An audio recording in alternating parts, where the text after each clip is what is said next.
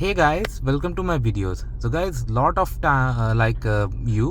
those who use dash cams may come up an issue like when you insert a memory card here in your dash cam, it says that it needs to be formatted, and when you format in your PC and you put it back, it does not work.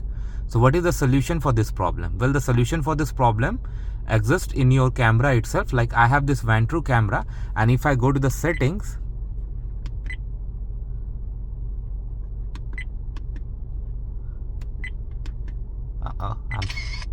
I'm sorry, I'll show you. So here when I go for system setup, I do see there's second option that says format SD card. So if you have this functionality inbuilt, I would suggest you do it here so that you don't encounter any issue. And this is how it works, and this is gonna be really helpful for you when you try. So let me know if you are struggling with this problem, and if this helps you. Thanks for watching this. Please subscribe to the channel. Thank you.